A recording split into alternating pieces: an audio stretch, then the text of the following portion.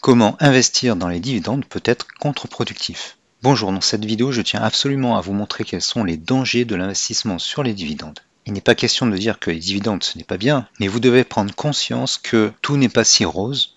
Beaucoup d'influenceurs vous incitent à investir sur les dividendes et ne vous parlent que des revenus qu'ils ont, mais ils éludent les dangers qu'il y a à investir sur les dividendes. Allez, on aborde ce sujet tout de suite après ça. Vous êtes sur la chaîne Trading Attitude, la seule chaîne bourse et crypto sans blabla qui vous aide à devenir indépendant en trading en maîtrisant l'analyse technique.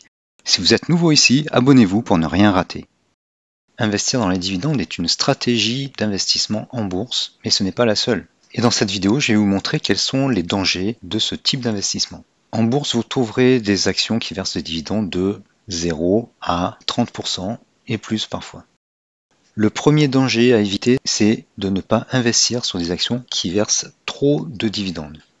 Quand je dis trop, c'est un pourcentage. En général, au-delà de 10%, c'est douteux. Ce que vous devez faire, c'est aller sur une société, sur la description de la société. Dans TradingView, c'est ici. Et vous devez regarder le payout ratio. D'ailleurs, j'ai fait une vidéo qui explique ce que c'est. Et ce payout ratio ne doit pas être très élevé. Là, par exemple, sur Orange, on a 84,50%, ce qui est déjà élevé. Et certaines sociétés versent plus de 100%. Alors c'est le cas de certaines rates, comme par exemple Realty Income, qui verse 242%. Alors, dans le cadre des sociétés qui investissent dans l'immobilier, c'est normal. Mais dans le cas d'une société qui n'appartient pas au secteur immobilier, c'est beaucoup trop élevé. Si le payout ratio est élevé, ça veut dire que la société, en gros, verse trop de dividendes et dilapide son capital. Donc ça, c'est le premier danger. Mais il y a un gros danger également, et c'est sur Orange qu'on le voit. Orange est un excellent exemple.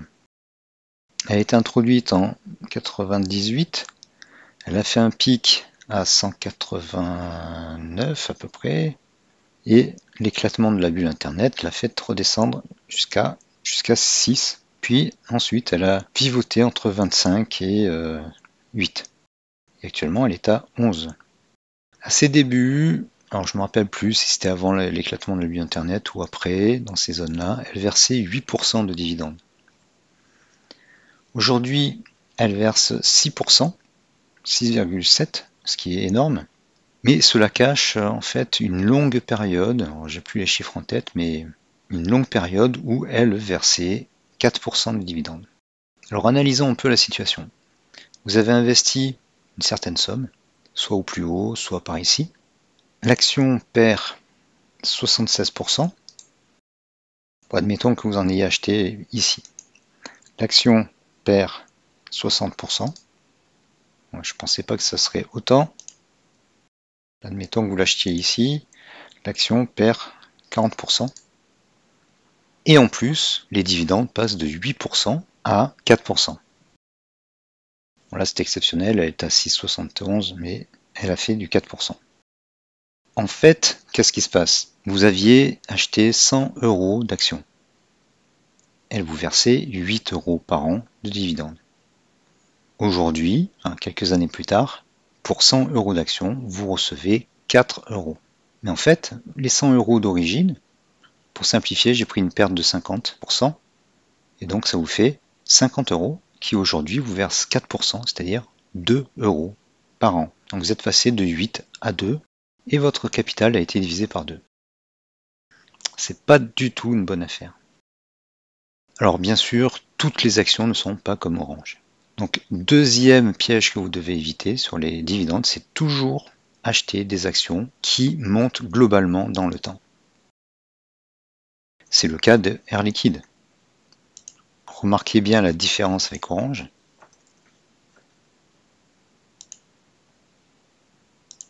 Air Liquide, c'est le type d'action qu'il faut acheter pour les dividendes.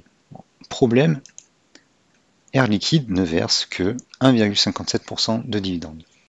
Sauf qu'en 2019, elle valait 100 et aujourd'hui, elle vaut 188. Donc vos 1% sur les 100 € d'actions que vous avez achetées à l'époque, maintenant c'est 1% sur 200 €. Ça fait 2%, enfin comme c'était 1,57, c'est 3%. Donc vous recevez de plus en plus. Donc ça, c'est la deuxième règle avec les dividendes. Acheter toujours des actions qui, globalement, dans le temps, montent. Alors, il y a des à-coups dus aux différents cracks et tendances baissières des marchés, mais globalement, elles montent. Ensuite, un autre piège des dividendes, et ça beaucoup d'influenceurs jouent là-dessus, c'est que vous recevez une sorte de rente, puisque les actions maintiennent, enfin les sociétés maintiennent le dividende versé, parce que si elles baissent le dividende en valeur absolue, les actionnaires vont vendre l'action, donc les cours de bourse vont baisser. Donc les bonnes sociétés, les sociétés qui en sont capables, maintiennent le même niveau de dividende en valeur absolue. D'ailleurs, c'est pour ça que certaines en arrivent à avoir des payout ratios très élevés. C'est parce qu'elles ne veulent pas réduire le dividende. Mais regardons ça d'un peu plus près. Alors, qu'est-ce que vous disent les influenceurs? Eh bien, les influenceurs, ils disent qu'ils reçoivent 20 000 euros ou 24 000 euros par an, mais ils ont investi 600 000 euros. Là, j'ai pris un rendement moyen, ça peut être plus, ça peut être moins, mais il y a quand même 600 000 euros investis. Donc déjà, il faut les avoir. Alors bien sûr, certains disent que les actions progressent. On a vu que ce n'était pas toujours le cas, puisque Orange ne progresse pas. Qu'il y a aussi le réinvestissement des dividendes touchés. Ok, mais quand vous réinvestissez les dividendes, eh bien, vous ne touchez pas les revenus. Et il faut que ce soit dans un PEA, sinon vous allez payer des impôts sur les dividendes. Donc si vous voulez un revenu que vous pouvez consommer, qui vous sert à vivre, un revenu de 20 000, il faudrait beaucoup plus que cela, investi dans les actions à dividendes. Donc aujourd'hui, si vous voulez vous créer une rente de 20 000 euros par an, il faut investir 50 à 600 000 euros. Alors analysons ça avec une approche risque. Les actions peuvent varier de 20 à 30%, donc vous allez gagner 20 000 euros par an pour une perte potentielle de 200 000 euros. C'est 30% de 600 000 euros. Pour un gain de 1, vous allez risquer 10. C'est pas génial comme gestion du risque. Voilà, c'est essentiellement ce que je voulais vous faire voir. Je voulais vous faire prendre conscience que quand on ne se base que sur les dividendes, on prend de gros risques. Parce que si vous investissez en haut du marché, on l'a vu avec Orange, vous risquez de perdre 30%. Et là, j'ai été gentil parce que vous avez vu qu'Orange, c'est minimum 60%. Et si on prend le plus haut, eh bien c'est 94% de perte. On a un autre exemple, Rallye, qui était une société qui versait 5% de dividendes, et même plus. Eh bien, regardez, elle a perdu 99% de sa valeur. Et où qu'on se mette, c'est du 90%. Et alors c'est assez étonnant que ça fasse toujours 90%. Et bien sûr, elle ne verse plus de dividendes. Donc ça, c'est le vrai risque de l'investissement dans les dividendes. La solution, c'est donc d'acheter plutôt, d'investir plutôt sur des actions de croissance, des actions de croissance, comme L'Oréal, même Schneider Electric, et Essilor. Voilà, même si ces actions versent moins de dividendes, là on n'a que 1,59, leur cours progresse. De plus, vous devez monitorer ces actions pour pouvoir constater qu'elles sont toujours des actions de croissance. Alors en 2008 par exemple, il y a eu un crack, il était normal que ces actions baissent, mais en temps normal, sur des marchés normaux, ces valeurs doivent progresser et on regarde avec les indicateurs leur progression. Donc là, par exemple, en monthly, les cours doivent majoritairement toujours rester au-dessus des courbes inférieures de la 7, sauf en période de crack. De plus, vous pouvez investir sur ces actions avec le dollar cost averaging et ce que j'appelle le dollar cost averaging amélioré qui consiste à acheter dans les creux. Et par exemple avec l'indicateur A7 Boss, vous voyez toutes ces petites croix indiquent des creux. Alors pas toujours. Ici, il y a des creux qui sont pas vraiment des creux, mais c'est parce qu'on est en début de cette zone. En fait, la vraie tactique, j'en ai parlé dans d'autres vidéos, c'est d'acheter lorsqu'il y a eu une petite croix et que les F-tables se retournent à la hausse après une longue sell zone. Donc typiquement ici. Et si vous regardez là, sur le long terme, toutes ces croix sont des signaux d'achat potentiels. Et chaque fois, on n'est pas loin d'un plus bas potentiel. Tout à l'heure, je vous montrais une probabilité de perte de 30% quand vous achetez au plus haut. Par exemple, là, si je me mets là, je peux perdre 30%. Vu que c'est une action de croissance, on rattrape les prix, mais ce n'est pas toujours le cas. Toutes les actions ne sont pas des actions de croissance. Donc là, quand vous achetez sur des petites croix, la probabilité, c'est plutôt une probabilité de gain, puisque les cours ont tendance plutôt à remonter. Et là, c'est plus 37%. Pour vous montrer que toutes les actions ne sont pas des actions de croissance, on a Bouygues. Bouygues est une action de qualité, mais ses cours ne progressent pas dans le temps. Ils ont plutôt tendance à baisser. Là, si on prolonge la résistance, elle est cassée, mais on a passé quand même de 2000 à 2022, on n'a eu que de la baisse. Son rendement est de 5% environ. Le profil est déjà mieux qu'Orange, même si elle n'a jamais atteint et dépassé son plus haut de 2000. Globalement, en moyenne, elle ne baisse pas. Donc le dollar cost averaging, ça marche. Et les petites croix, là, ça marche aussi. Elles sont dans les creux. Si vous achetez ici, vous perdez en moyenne 27%. Donc 27%, c'est 5 années de dividendes. 5 années. Si vous achetez dans les creux, et même ici, où ils sont assez hauts, c'est plus 15%. Si vous achetez dans les creux, en moyenne, là, ils sont plutôt à ce niveau-là. Par rapport à maintenant, c'est 40%, et par rapport à ce niveau-là qui est assez bas, c'est 17% déjà. Voilà, donc s'il vous plaît, ne vous focalisez pas sur le rendement par rapport aux dividendes. Vérifiez également le comportement de l'action sur le long terme. Je vois des gens qui achètent des actions parce qu'elles versent 15% de dividendes et ont un historique de quelques mois. Sachez que quand le dividende versé à l'origine est élevé, ça ne durera pas.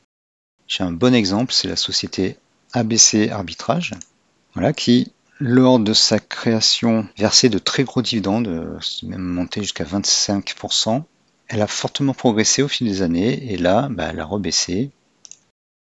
Et elle verse, déjà elle a un payout ratio de 180%, et elle verse 10%. Ça a augmenté, mais c'est parce que son prix a baissé. Quand elle était à ce niveau-là, c'était 4%. 4 ou je crois que c'était 4. Donc voilà un autre exemple de société. Alors elle a son cours a progressé, mais là on est plutôt dans le bas. Donc imaginez les sueurs froides si vous avez 600 000 euros ou même 100 000 euros de cette action. Donc il vaut mieux avoir des actions de croissance. Deux exceptions que j'aime bien, c'est DMLP, Dorchester Minerals, qui elle est au plus haut ici. Alors elle a un payout ratio élevé, elle verse 10%, mais elle est en haut de range. Donc si vous réussissez à l'attraper en bas, ça peut être très intéressant. Et puis il y a aussi Rio Tinto, qui après un plus haut qui n'a jamais atteint avant la crise des subprimes, elle a quand même un profil haussier au fil des ans, depuis 1994. Et elle verse 6% avec un payout ratio raisonnable. Et elle est au milieu de son canal haussier. Bon, elle est sur la ligne de tendance. Voilà, donc s'il vous plaît, ne mettez pas tout votre argent au même moment dans les dividendes. Achetez dans des zones basses, lorsque le marché est bas, lorsque l'action est basse, des actions de croissance et ne visez pas les plus hauts dividendes. Et puis surtout, le critère absolu pour investir sur les dividendes et en dollar cost averaging, c'est d'acheter des actions qui, globalement, au fil des années, progressent. Pour vous aider, j'ai publié une liste d'actions dont les cours progressent depuis des années. Vous la retrouverez sur ma boutique Etsy. Voici comment faire. Donc vous allez sur Etsy et vous cherchez Trading Like Heroes.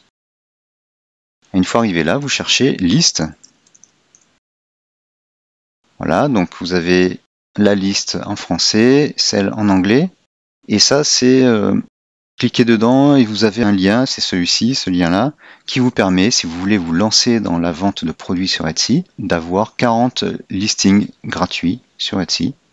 Donc de quoi vous lancer. Il n'y a même pas besoin d'acheter le produit, c'est juste utiliser ce lien. Donc notre liste de 100 actions US et françaises, surtout US quand même, On clique dessus, voilà. Et pour un prix dérisoire, vous avez une liste de plus de 100 actions, 120, 130, qui montent depuis des années. Il faut un abonnement payant pour TradingView pour pouvoir importer une liste ou un abonnement gratuit ProRealTime. Voilà, vous n'avez plus qu'à installer la liste. Et avec les indicateurs de Gabi, indicateurs que vous pouvez aussi retrouver sur la boutique ou dans la formation Gabi, voilà, vous avez le FTA, c'est celui-là. Vous avez aussi l'asset. Voilà. Avec ces deux indicateurs, vous avez les versions ProRealTime et TradingView. Avec ces deux indicateurs plus la liste, imaginez ce que ça fait d'avoir des actions, des pépites qui grimpent depuis des années et avec une très forte probabilité pour continuer de grimper, avec des indicateurs qui permettent de suivre les mouvements et de filtrer et de garder uniquement les zones de super hausse. Et si vous voulez seulement la liste, eh bien pour donc un prix dérisoire, vous pouvez faire du dollar cost averaging sur les meilleures actions de la planète. Merci d'avoir regardé cette vidéo. Défoncez le petit pouce bleu, abonnez-vous à la chaîne, laissez un commentaire et partagez cette vidéo. Merci et à bientôt.